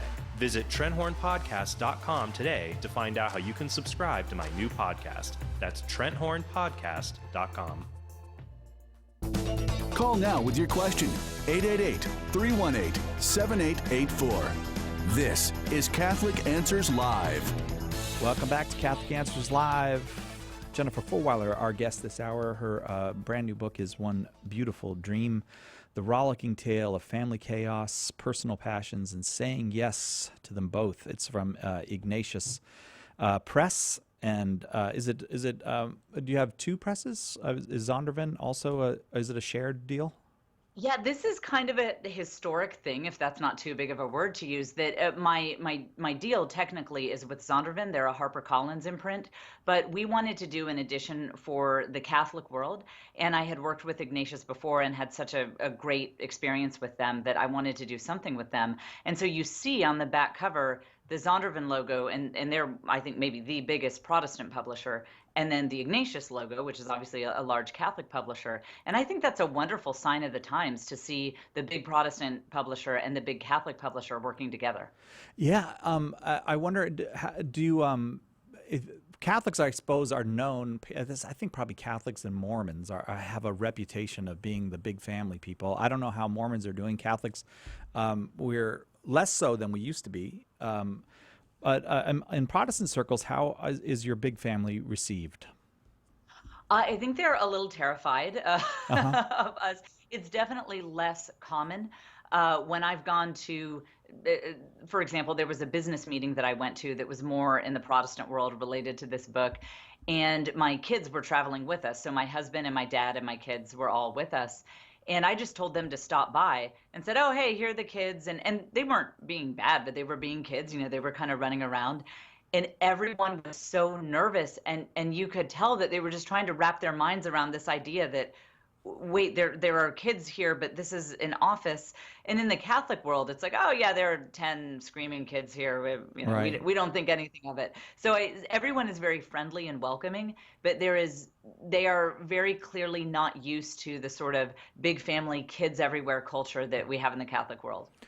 Yep, and among Catholics, I think it's very mixed. But I sometimes feel, I'm going to ask you about this actually. Sometimes it almost seems to me that some people have the attitude that the bigger a family is, the more Catholic that family is, which is also an unfair kind of assumption to make, and an unfair thing to put on people. Have you experienced that? Man, I've heard that. Luckily, I don't personally know people who believe that, but I have heard that, and what a tragedy, because they're some of the best Catholics I know. Maybe they weren't able to have children, or they had 1 or 2 children. In fact, a good friend of mine was saying she always planned to be that mom, the one with 12 kids and homeschooling and just babies everywhere. And God gave her 2 children, and that was the plan for her family. And she is the most just open to God's will, devout person ever. I think that there is less of that now than there used to be. When we first converted about 12 years ago, you would hear more comments like, well, they must be the real Catholics because they have 10 kids. Right. And I think there's more awareness now that is just so wrong and hurtful. And so I don't hear that as much as I used to. Right. And frankly, I do think that there's also a phenomenon in the Catholic Church where young people wander away from the Catholic faith to some degree or another. They get taught a certain ethic when they go off to college or whatnot, and maybe even through their 30s they accept this worldly view of sex and contraception and all that, and they end up with smaller families, but they also end up being fully converted. I've seen it many times. They kind of in their 40s or maybe their late 30s or even later or earlier. But I do think we're seeing a lot of that phenomenon of people, they fully embrace the Catholic faith. They just do it late. They come to it at a later date than maybe earlier generations did. Absolutely. I think anyone who has really looked into this world sees that there are families that are fully Catholic, on fire for their faith, that come in all shapes and sizes. And I mean, there's just infinite diversity when you look at, thriving Catholic families. 888-318-7884 is the number. A bunch of people are on the lines. I know I am monopolizing your time, but in addition to all the other things on your resume, I'm told that you now are pursuing a stand-up comedy career. Will you please tell me about that before we go to the phones? Okay. Sometimes you just get called to do crazy things and you do it. Someone told me recently that I was part of a conversation where someone said there's really not a place for women of faith in the secular kind of mainstream comedy world. They said, maybe you could go do a few things at some churches, but they said the mainstream secular comedy world will never accept women of faith. You can't be funny to them. You can't say anything that will resonate with them. And I have the kind of personality that you tell me that, and what I hear is a challenge, and it's also just one of those things that felt right. I mean, I don't want to over dramatize this to say it's some huge call from God, but it really seemed like the doors were kind of opening. And I was just writing on Facebook about how I have encountered so many interesting people. Like last night, a blind woman who was doing her stand-up with her service dog. And she taught me so much about how to use your whatever disability, disadvantage you're coming into a group with to be a blessing to other people. So I don't know where this is going, but I am having a lot of fun with it. I am encountering a lot of people who are way far outside of our little Catholic circles. Yeah. And, I'm interested to see where it goes. That thing about getting way outside our little Catholic circles, isn't that what we're supposed to do, though? Like, isn't that the point of evangelization? Yeah, I look around at these comedy open mics, and I'm in Austin, Texas. Anyone who knows Austin knows it's a very weird. Hip city. Hipster, that's what I meant. No, that is our motto. Our motto is keep Austin weird. Yeah. And I look at these people I'm hanging out with in these comedy circles, and I say, I think that we as Catholics, we need more of a presence in these kind of circles. We're hanging out with each other. We're talking to each other. Let's break out of our bubbles a little bit. And I think each person is called to do that in different ways and different times. And I think for me right now, I am supposed to be hanging out with the hipsters in the Austin comedy scene. That is very cool. That is very cool. Well, we have calls for you. Shall we go to the lines? I would love to. Philippe, down there in Texas, in Houston, you are on with Jennifer Fulwiler. Your question, Felipe? Hi, Jennifer. It's a blessing to talk to you. I hear you most of the afternoon in the Catholic radio in Cyrus. I love that. That's awesome. You are a unique person, not only because your shoes are 11 or 12, but because you are very interesting, and your topics are very interesting, at least 1,000 and millions of people. My question mainly is about the I noticed in this country for the last 30 years or 40 years I have been living in the United States from Ecuador in South America. I noticed that the thousands and millions of people, they don't know how to save money. And when they retire, they don't have enough financial cushion. So, hello? Do you hear me? Yeah, I'm listening. Yeah. So, Felipe, I'm gathering the question has to do with about handling money in a Catholic family. Do you want to address that, Jennifer? Yeah. So it's definitely a really tricky thing. I think it's interesting that Felipe mentioned that he's from Ecuador. I was going to tell Felipe, I'm working on my Spanish. My dad actually grew up in Mexico, so I spent a lot of my childhood in Mexico. And there's definitely a different view of money, a different relationship to money, especially as it comes to children and big families.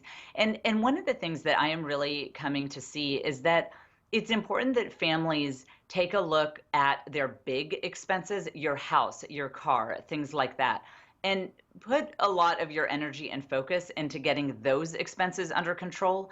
Because your grocery budget, that can go up or down. You can change that on a month-to-month basis depending on how you're doing financially. But if you have a house payment that's crushing you month after month after month, it's definitely going to make it hard to get by. So I think one little practical piece of advice I would say is, don't get caught up in the American idea, especially as it relates to family, that just because you're having another child, you're having a new baby, that you definitely have to get the bigger car or the bigger house or whatever the case may be. And I actually talk about our discussions about this in One Beautiful Dream, that, we still live in a 3-bedroom house, and we now have a 150-pound dog, and we've got the one-eyed cat. And our house is small, and everyone is kind of on top of each other, but that's the house we can afford. And we thought about upgrading to a bigger house because we have so many kids, but we realized that would mean that my husband would have to work all the time. That would put a lot of pressure on him. And so that really brought us a lot of peace to say, we're going to reject this kind of American idea that every kid needs their own bedroom and we have to have 1,000 square feet per person. If that's the right choice for your family, and if that works for you financially, then great, awesome, buy a mansion, that's wonderful. But sometimes people get themselves in over their heads financially because they're just going with the flow of American culture. And that's what I tell people to watch out for.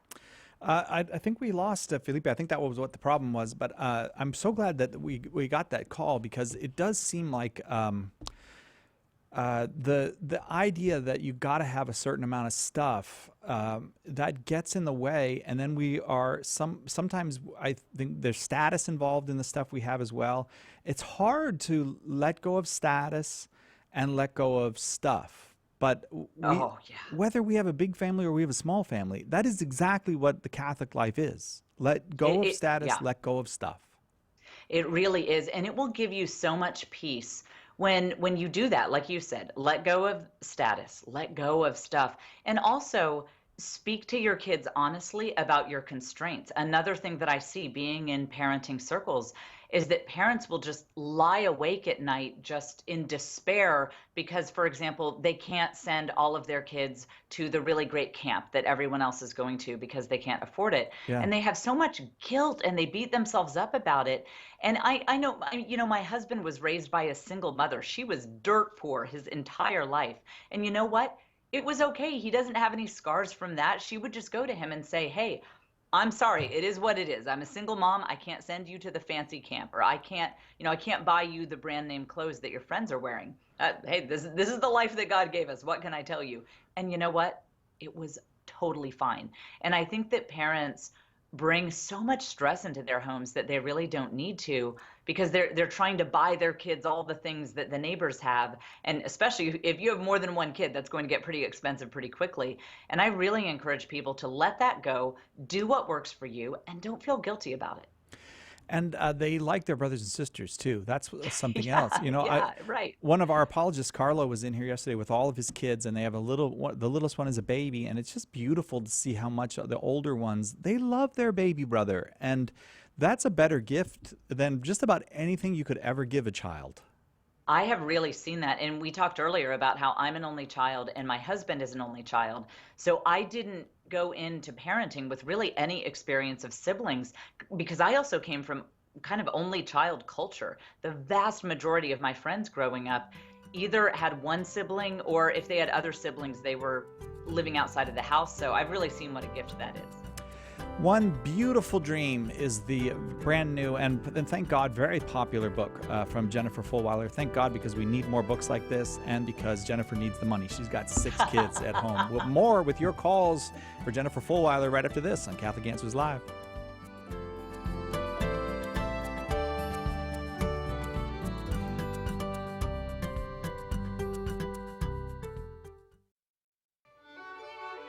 This is Dale Ahlquist of the American Chesterton Society, and you're listening to Catholic Answers Live.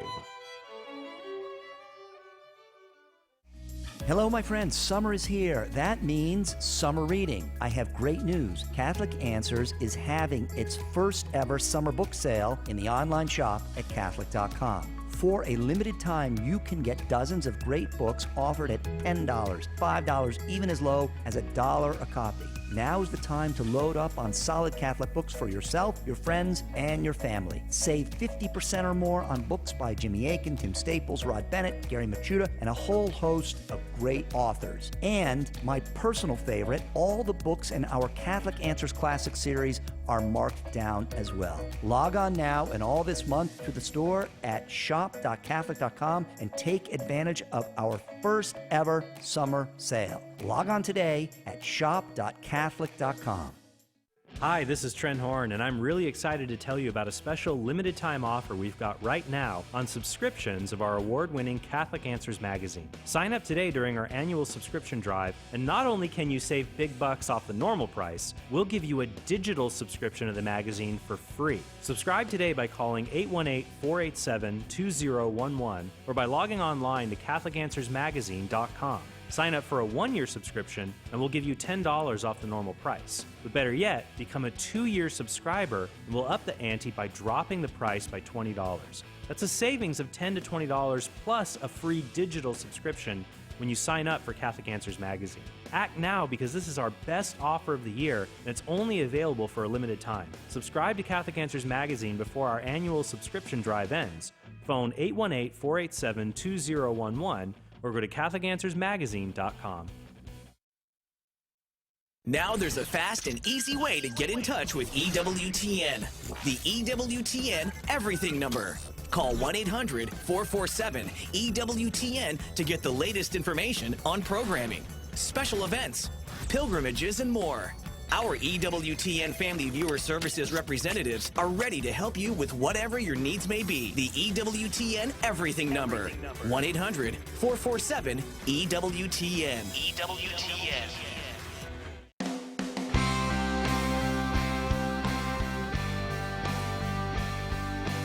Welcome back to Catholic Answers Live. I am Cy Kellett, your host. Our guest this hour is Jennifer Fulwiler, author, speaker, mother, and she's got a great new book, One Beautiful Dream. I really do think you'll enjoy this book, and I hope you'll pick it up.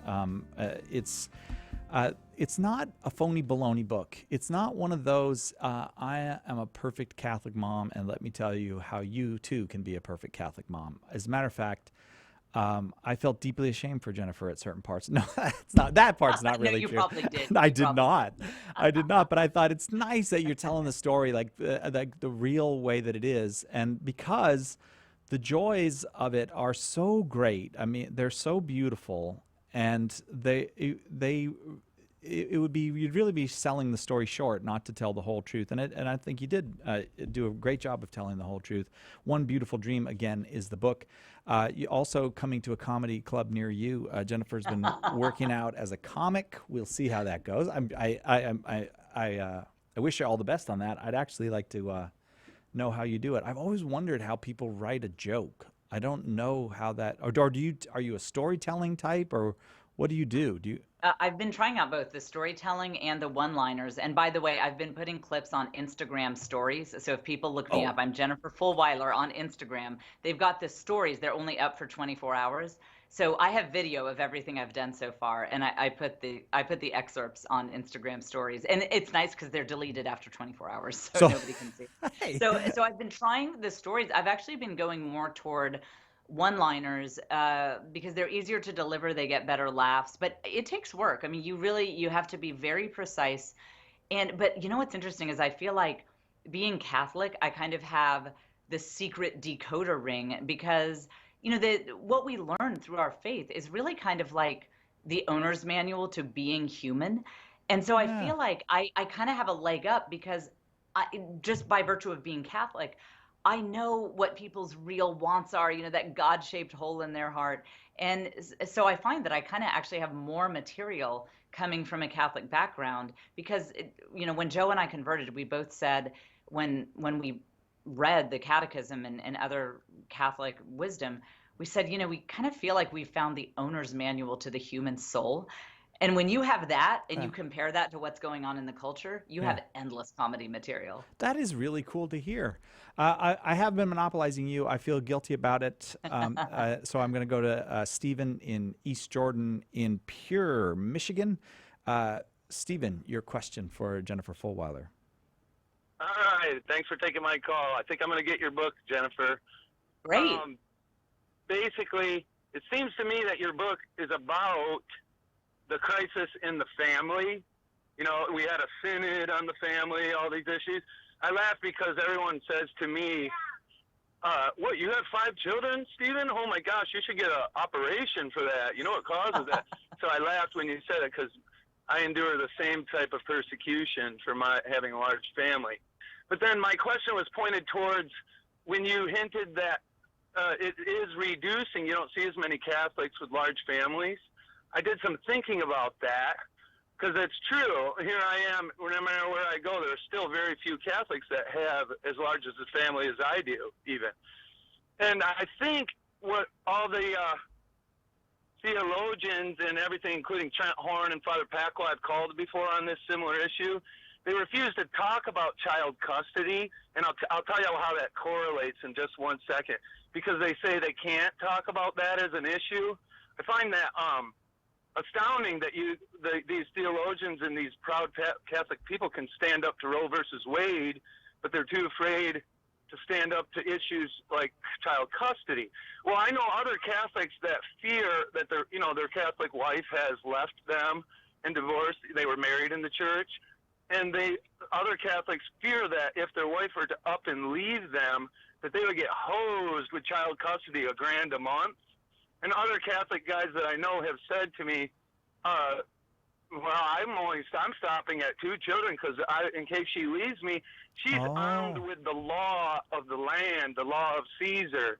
She can go walk in there and get an abortion without my consent. She can go walk in there and file for divorce and milk me for child support without my consent and just say that she's just not in love with me and get me for child support even though I'm not a criminal. Stephen, I'm going to let Jennifer respond to what you have to say, because it just strikes me as one of those, I wouldn't have thought of it, but it strikes me as one of those unintended consequences of a sexual revolution that makes marriage impermanent, and people are afraid of marriage. And now he's saying even within the context of marriage, people are afraid of having children because they're afraid their marriage won't last.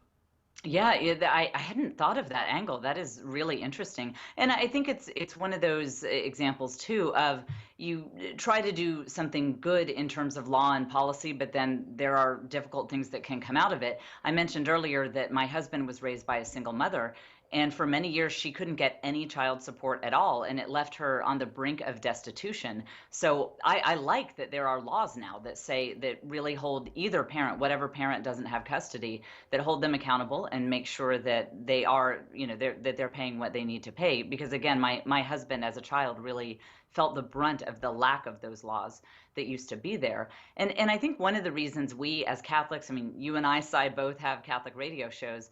I think one of the reasons we don't touch on this as much is because there's not, in this case, an exact right or wrong answer per family. It really depends on the situation. My husband, for a time, before we were Catholic, he did a little bit of divorce law, and he said, man, when you get into the details of a divorce, what the dad was actually doing, what the mom was actually doing, he said it's 10 times messier than anything you see on the surface. And I think it's really hard to make blanket statements about what this law should look like or what this family should do or whatever. I guess the only comment I would make, and it sounds like a little bit of a maybe even a blow off, but I would say over and over again, I encourage people when it comes to discerning family size and things like that to not make decisions out of fear. I mean, child custody isn't the only thing you could fear. I can name 10 other things off the top of my head. What if you have more kids? Well, it increases the odds that one of your kids will get cancer. It increases the odds that you'll have a child who maybe dies or has something terrible happen to them. And I know people who limit their family size only for that reason. Not, they didn't feel like it was, the right thing for them exactly, but they were afraid of money, afraid of, any number of things. And so, what I always tell people is, look, there are a million different reasons to, decide that maybe adding another child right now is the right path for you, but don't make fear be one of them. Don't make your family planning decisions out of fear. Stephen, thanks for raising that issue with us. We do appreciate your call. I hope that was helpful. 888-318-7884 is our number. If you'd like to talk with Jennifer Fulwiler about her brand new book, One Beautiful Dream, 888-318-7884. Do you ever have a sense of your family as a witness to the faith, that who we are is what other people are going, oh, that's what it is to be Catholic? I think for any of us who do not live in Catholic neighborhoods, in Catholic parts of the country, which is probably all of us, I think we need to accept the reality that, like it or not, you are the entire Catholic Church to your neighbors and to your friends who are not Catholic. And it's not fair, but it is what it is. I mean, in our neighborhood, we are the Catholic family. And I know that people talk about us like, well, Catholics are like this because my neighbor did this. And that's one of the reasons that I just accepted early on. People should not use our family as an example of what it means to be Catholic, but they do.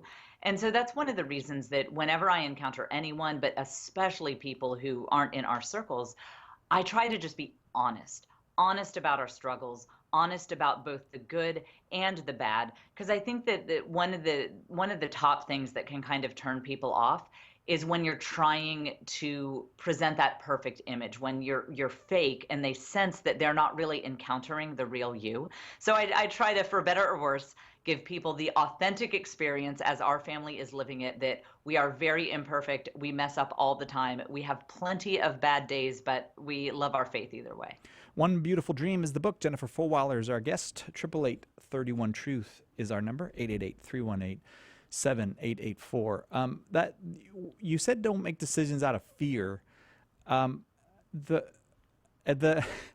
guess the way I want to ask you about this is, when you have families cost a lot of money, bigger families must cost more money. There are all kinds of things that I guess you talk about the increasing risk, but just the fact that more things are out of control, the more it's as if you're saying, well, each child is an act of faith in a way. Yeah, okay, well, we don't know how we're going to do this. And in the book, you really don't know how you're going to do it some of the time. It's going to have to figure itself out, I guess, in a way. Do you feel like, having gone through that now and lived that way for years with your husband, who in the book you called Joe, you think that that you've developed trust? Is that like a muscle that can get stronger? I'm so glad you brought that up. It is, and I did not understand that when I first converted to Catholicism from a life of atheism. You can imagine that being a strict atheist materialist for my entire life did not really train me well to put real trust in God. And you actually see this a little bit in my first book too. You see me being forced. I mean, God just put me in a situation where I had no choice. I was forced to trust God in a real way. And honestly, I was kind of caught off guard by that. I was looking around saying, oh, I thought that being Catholic was going to be a lot like being an atheist, but just with less free time on Sundays. I didn't know that we were going to act like God is real. Like, I don't think I really signed up for that. And God just threw me into one situation after another where I did not have the option of relying on myself. Yeah. And he continues to do that all the time. I mean, even with the little things, like we talked about my doing stand-up comedy earlier. It's probably the most terrifying thing I've ever done, but it felt right to do. And I had to just turn it over to God, turn my ego over to God, turn my fear of failure over to God, and say, I'm just going to trust. And I think that sometimes putting ourselves out there, like my silly stand-up comedy thing, it's kind of like getting exercise, that it does exercise the trust muscle, and it gets us in the habit of not trying to control every single aspect of our lives all the time. And for people who are control freaks like I am, that's a really important thing, to get in a practice of not being so controlling all the time. I feel like you gave us the tagline to an ad, like, being Catholic, just like being atheist, just less free time on Sundays. That would be that could be like a little ad campaign we have to get people. Tell the Pope to trademark that. Yeah, I'm so glad that that's not your experience, though. I mean, because what a loss that would be if that really were what it was to come into the Catholic Church. I'm glad that's not your experience. We'll take a break. We'll be right back with more. Jennifer Fulwiler, author of One Beautiful Dream, right after this on Catholic Answers Live. This is Archbishop Paul Coakley, the Archdiocese of Oklahoma City, and you're listening to Catholic Answers Live. God helps those who help themselves. Preach the gospel always. When necessary, use words. We all hear sayings like these, and we assume they come from the Bible, the saints, or famous Christian writers. Nobody can seem to place their origin, but by sheer repetition, they've acquired a halo of truth. In my new book, What the Saints Never Said, I look at over 40 of these well-known sayings and track them back to their original sources. You'll be surprised at what I found. Some are close to what was really said. Many were misattributed or twisted beyond their original meaning, and more than a few of these sayings were simply made up. I hope by setting the record straight, I can make you aware of the theological errors that can lead us away from the faith and offer you authentic quotes from Scripture, saints, and scholars that will draw you closer to our faith. Get your copy of What the Saints Never Said by calling 1-888-291-8000, by visiting the shop at Catholic.com, or by asking for it at a good Catholic bookstore near you.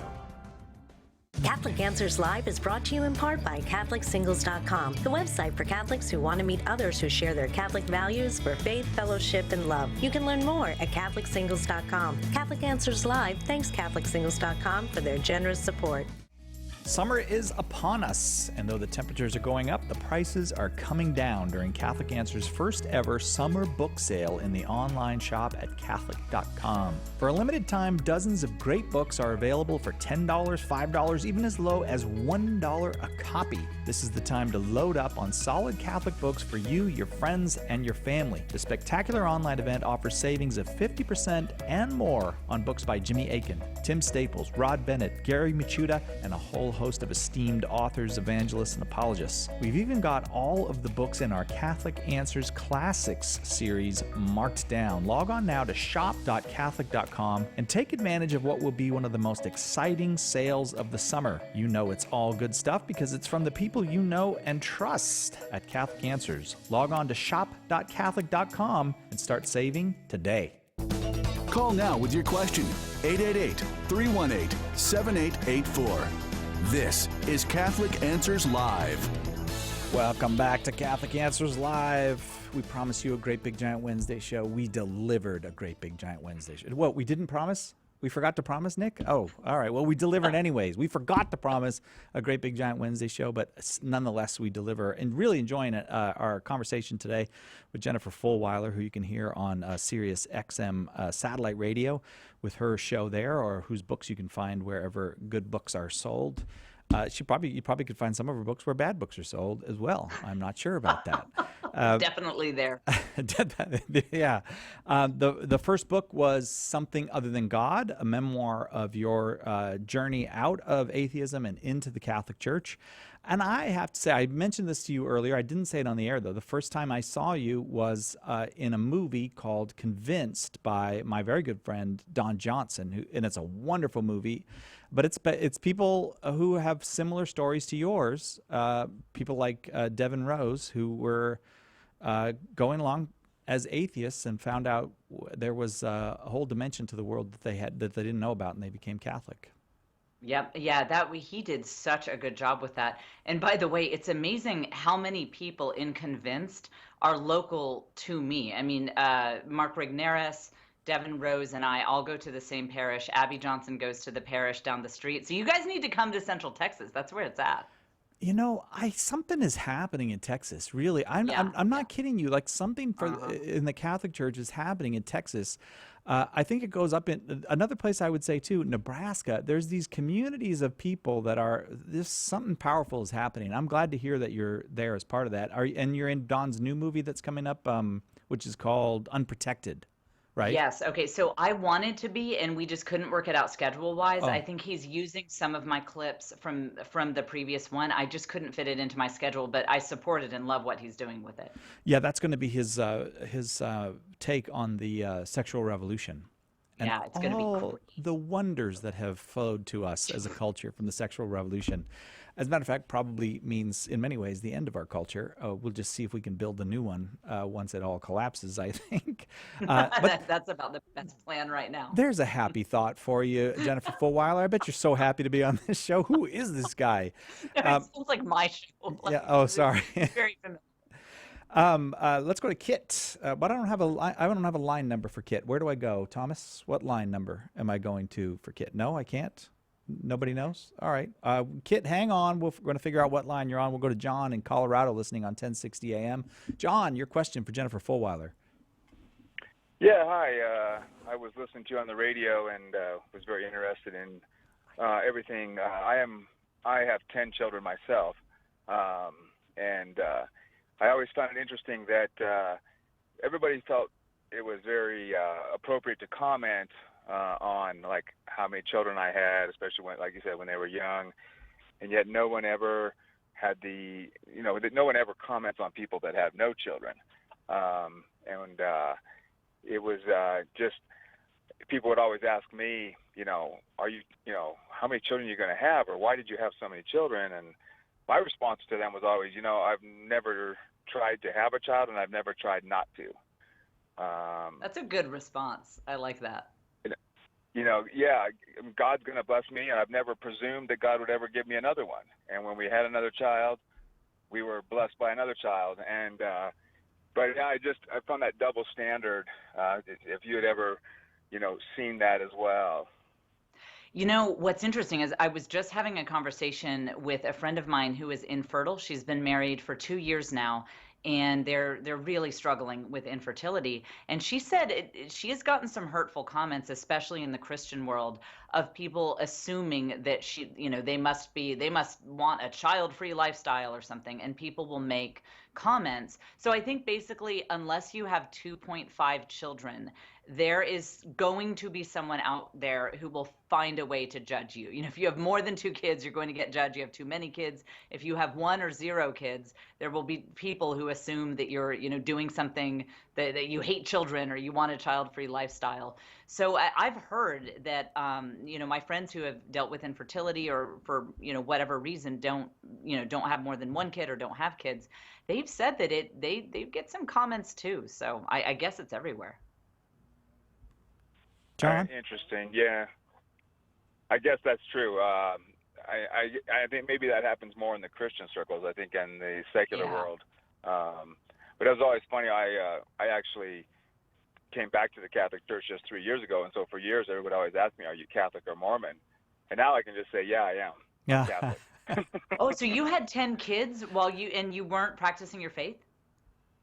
No, well, we were Protestant, Okay. and your story resonates a lot with me. I mean, I was a cop for 13 years, and we lived on a cop salary.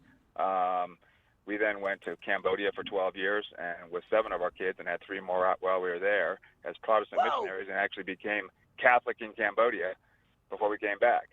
Hey, you want to be on the show sometime? That's a fascinating story. Book this guy. Book this guy. No, my show. I get him first, Jennifer. He's not. Yeah, I know. Yeah, we're going to fight over. Yeah, him. we'll be competing, John, to get you on. Great story. Thanks so much, John. Really reach out to us, John. We'd love to be in touch with you. 888-318-7884, the number. Jennifer Fulwiler is our guest. 888-318-7884. Jennifer, any more books in the works? Or like what comes up after One Beautiful Dream? Yes, well, I signed a 2-book deal with Zondervan, so you better come up with another book coming up. But you mentioned my first book earlier, and one of my favorite things is I called it Something Other Than God, based on the quote from fellow former atheist C.S. Lewis, where he says, "All that we call human history is the long, terrible story of man trying to find something other than God that will make him happy." So that's why I gave it that title. But there are a bunch of 1-star reviews of my first book online from people who assume it's an atheist book.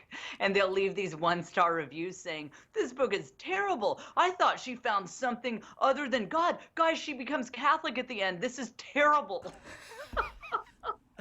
Oh, man. Well, spoiler alert. Yeah, right. There's a Catholic. twist at the end if you're looking for something other than God. Do you want? I mean, when you write a book like this, One Beautiful Dream, is your desire that people would understand that you've found something beautiful? Obviously that's in the title, but that you're happy with this. That it's not like, oh, I became a Catholic, I stopped using my mind, and I became a baby factory or something like that. Is that what you want as your motive underneath the writing of this? I had 2 motives, Si. Okay. The first motive was I wanted women who are in that season of childbearing, they're pregnant, they're having babies and young children, to understand you do not have to put your gifts on the shelf. And in fact, I think that mentality, the idea of quote unquote putting your life on hold while the kids are little, I honestly think that comes from what John Paul II called the culture of death. A culture of life involves living your life to the fullest with a baby on your hip, while you're expecting, when you have a toddler, just living your fullest life, even when you are serving other people. Because we understand as Catholics, our whole lives are about service. It's not like my time of service ends when my youngest child goes off to college. I'm always called to serve. So that was my first message, this idea of telling women, use your gifts in some way or another while you have young children. And then my second big message was to tell people, don't be afraid of life. And for a lot of people, that might mean being open to other children. But for other people, that might mean maybe they're single, maybe they're not married, but God is trying to send people into their lives, like someone at church, letting someone live with them who's down on their luck. Don't be afraid of the people who God is trying to send into your life, whether it's babies or whether it's the annoying guy at church. So don't be not afraid.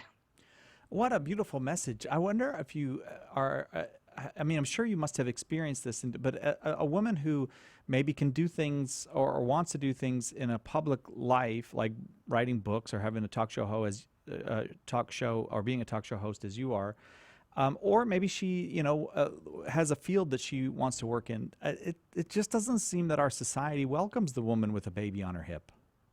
It really doesn't, because you know what? It's messy. I've sometimes when I've had to, normally I broadcast my show from this studio here. Every now and then I've had to do it from home, and you hear noise in the background, and my kids will be knocking on the door. And that's another message of One Beautiful Dream, is that when you are open to life in whatever form that takes for you, it is messy. it is noisy. It is imperfect. And it's one of the reasons I'm on my own radio show. I have a policy that people do not have to get childcare, because what I found is I was having hardly any female guests who had young children because they didn't have childcare help. So they weren't coming on my show. So now I just tell my listeners, hey guys, this is what a culture of life sounds like. We are going to be talking to this PhD about transubstantiation. And you know what? There's probably going to be a baby crying in the background, and we are all going to be fine with it.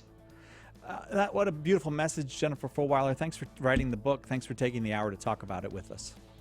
It is a pleasure to be here. Thanks so much. I think on your Wikipedia page, long after you have left this earth, will be the sentence, being Catholic, it's just like being atheist. You're just busier on Sundays.